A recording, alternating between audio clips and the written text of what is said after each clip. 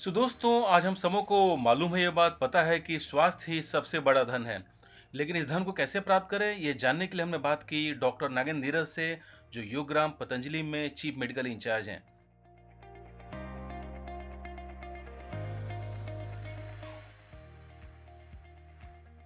निसर्गम शरणम गच्छामि, योगम शरणम गच्छामि, आरोग्यम शरणम गच्छामि। लौट आए प्रकृति की ओर, return to nature for vibrant health. लौट आए योग की तरफ, क्योंकि बिना प्रकृति के शरण में आए, बिना योग की शरण में आए स्वास्थ्य मिल ही नहीं सकता है। तभी आप आरोग्य की शरण में जाते हैं। आरोग्यम शरणम गच्छामि। तो लौट आइए प्रकृति की ओर, लौट आइए योग की ओर, लौट आइए स्वास्थ्य की ओर। क्योंकि हमारा बिना प्राकृतिक हुए, आज विज्ञान भी कह रहा है, विश्व के अनेक यूनिवर्सिटी के रिसर्च संस्थान माने हुए कह रहे हैं कि भाई कम से कम सप्ताह में 2 दिन प्रकृति के शरण में चलो, प्रकृति के साथ अपने जीवन को बिताओ, ताकि आप प्रकृति को समझ सको और सही अर्थों में स्वस्थ हो सको। और प्रकृति के साथ होने का अर्थ है, प्रकृति को लौटने का अर्थ है कि लिव नेचुरली, ईट naturally, think naturally, B naturally. और ईट नेचुरली क्या है? ईट नेचुरली है कि जैसा प्रकृति ने हमें दिया है वैसा यदि हम भोजन करते हैं तो हम स्वस्थ होते हैं। जब उसी भोजन को प्रोसेस से गुजार देते हैं, जब हम उसे जो है किसी प्रकार के उसमें परिवर्तन लाते हैं, एल्ट्रेशन लाते हैं, वह भोजन हमारे लिए अत्यंत अस्वास्थ्यकर, कुस्वास्थ्यकर, रोग कारक बन जाता है। जैसे एक एग्जाम्पल से समझें, गेहूं को ही लीजिए, चना को लीजिए, मूंग को लीजिए, ये प्राकृतिक रूप से हमें मिला हुआ है।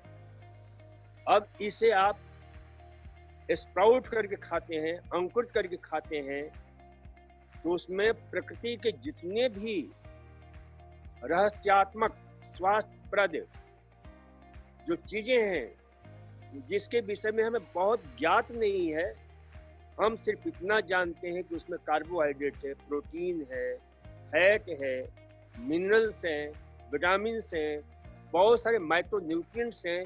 लेकिन इससे बियॉन्ड भी उसमें बहुत सारी चीजें हैं, जो जीवन ऊर्जा है, जो प्राण ऊर्जा है, जिसे हम नाप नहीं सकते हैं, जिसे हम लेबोरेटरी में दिखा नहीं सकते हैं।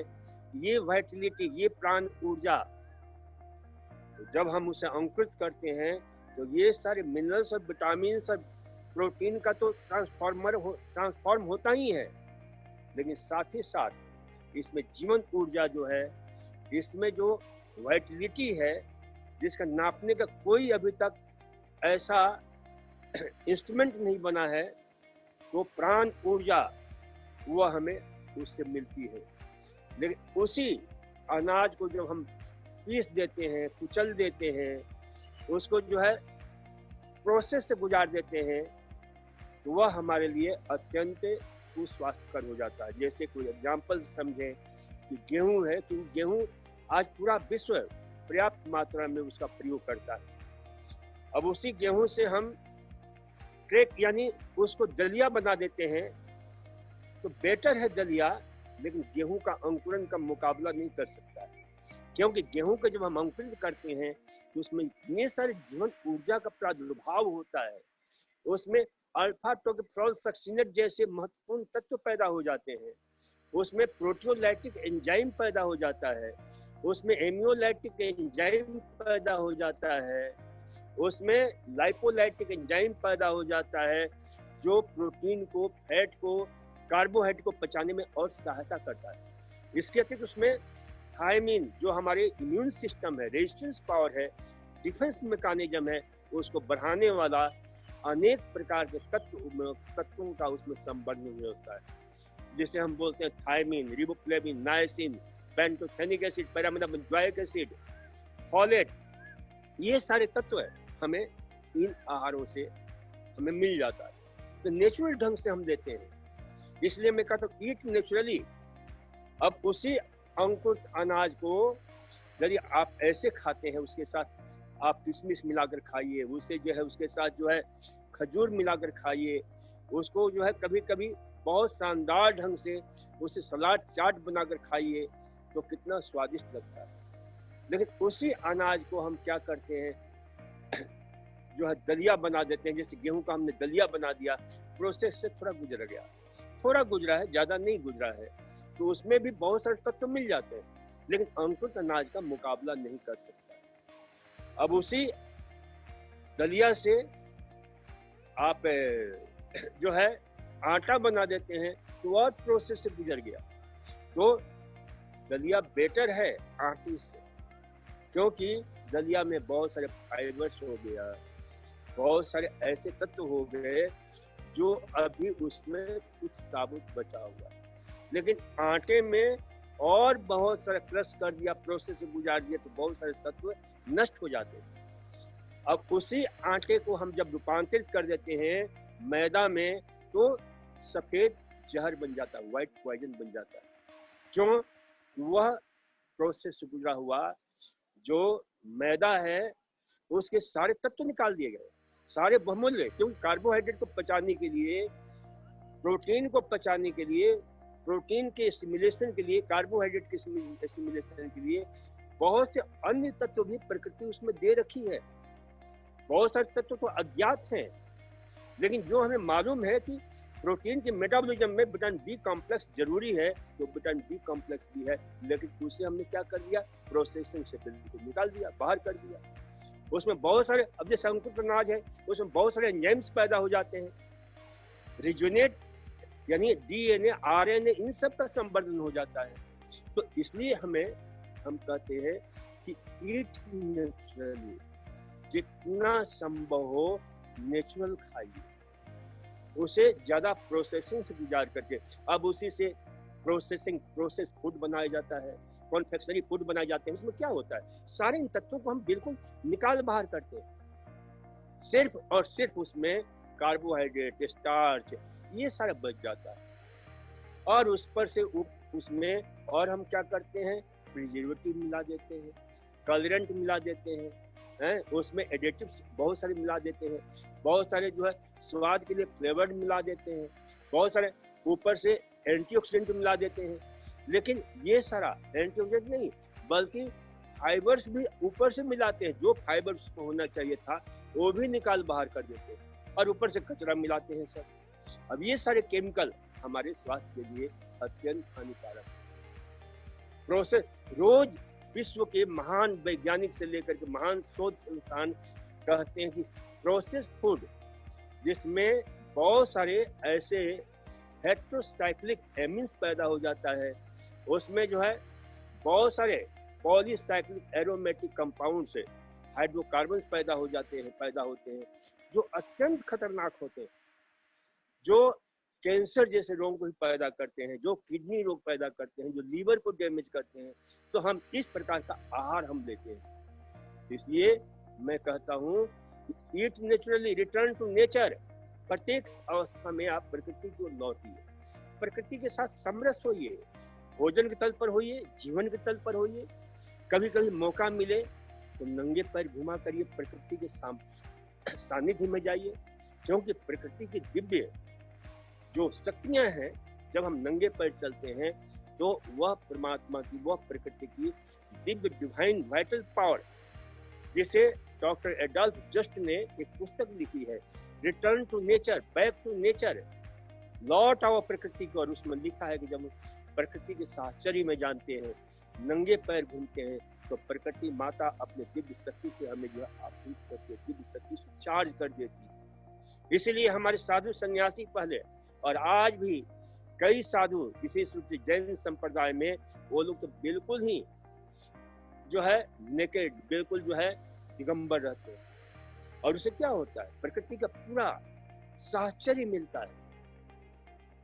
एरियोथेरेपी, ईथर थेरेपी, सन थेरेपी, अर्थ थेरेपी, इन सब का समावेश होता है। तो ये जो है प्रकृति के पंचभूतात्मक जो है, प्रकृति के साहचर्य में जाते हैं तो हमारा शरीर भी पंचभूतात्मक है, पंच महाभूतों से बना हुआ है। ये जो पृथ्वी, ये आकाश, ये अग्नि, ये वायु, ये इन सारे पंच महाभूतों से हमारे शरीर का सृजन हुआ और इन्हीं पंच महाभूतों के सम्यक प्रयोग से जितना हम प्रकृति के साहचर्य में जाते हैं उतना ही उस माँ प्रकृति का दिव्य शक्तियां हमें जो है चारों तरफ से हमें मिलती है। इसलिए जो साधु सन्यासी होते हैं कैसे स्वस्थ सशक्त सबल होते हैं, जो सही साधु सन्यासी है जो प्रकृति के साहचर्य में है। हमने आज से वर्षों पूर्व एक महान आत्मा के दर्शन किए जिनका नाम था देवराहा बाबा। वह नदी किनारे रहते थे और बिल्कुल नंग धरंग रहते थे और उनके विषय में मान्यता थी कि भाई वो मदन मोहन मालवीय के गुरु थे, उनके गुरु के गुरु थे। उनकी उम्र सैकड़ों साल के, 200 साल को, 150 साल को, 250 साल उनकी जीवनी लिखा है और उस महान आत्मा के दर्शन करने का सौभाग्य हमें था। तो बिल्कुल प्रकृति के साहचर्य में, क्योंकि प्रकृति के साहचर्य में जाते हैं तो हमारे त्वचा का इम्यूनाइजेशन, ऑटो इम्यूनाइजेशन हो जाता है। यानी किसी प्रकार कीटाणु रोगाणु, क्योंकि पहला कीटाणु रोगाणु का प्रहार हमारी त्वचा से होता है और त्वचा को शक्तिशाली बनाने के लिए जितना हम प्रकृति के साहचर्य में जाएंगे उतनी हमारी त्वचा का इम्यूनोलॉजिकल प्रोसेस शक्तिशाली होता है। तो इसलिए जो है आज देखिए जिसको देखो उसी को स्किन डिजीज हो रहा है, नाना प्रकार के स्किन डिजीज, एसएलई से लेकर के एक्जिमा डर्मेटाइटिस से लेकर के बहुत सारे प्रकार के जो है डर्मेटाइटिस जो है हमारे जीवन से जुड़ गया है। और इसका सबसे जबरदस्त कारण है कि हमारे जो त्वचा की, स्किन की जो इम्यूनोलॉजिकल प्रोसेस था, जो उसका डिफेंसिव लेयर था, उसे हमने नष्ट कर दिया है। तो इसलिए जो है हम कहते हैं लौट आइए प्रकृति की ओर, लौट आइए प्रकृति। तो ईट नेचुरली, यानी जहां तक हो सके हम नेचुरल ढंग से चावल भी खाएं तो चावल को प्रोसेस करके खाते हैं, व्हाइट राइस खाते हैं तो कितना खतरनाक हो जाता है। और इस प्रकार से आज विश्व में व्हाइट राइस के कारण ही विश्व में डायबिटीज की रोगियों की संख्या इतनी बढ़ती जा रही है। पहले ऐसा नहीं, पहले हैंड पाउंडेड ढेकी कुटा हुआ ब्राउन राइस लोग खाते थे और उस ब्राउन राइस में एक से बढ़कर एक ऐसे बहुमूल्य तत्व होता था। आज हिंदुस्तान में ही देख लीजिए, जो राइस खाने वाला बेल्ट है, जो बेल्ट था, जितने भी नोबेल पुरस्कार विजेता हुए हैं, चाहे बंगाल का रविन्द्रनाथ टैगोर हो, चाहे दक्षिण भारत के सीवी रमन हो, चाहे उनके चचेरे भतीजे जो है चंद्रशेखर हुए हों, चाहे जो भी हुए हों, ये चावल, क्योंकि चावल में एक ऐसा तत्व होता है जो दिमाग की ताकत को बढ़ाता है, विटामिन बी कॉम्प्लेक्स। लेकिन अब हम क्या करते हैं, प्रोसेसिंग से उस चावल के सारे बहुमूल्य तत्वों को हम क्या करते हैं, फेंक देते हैं।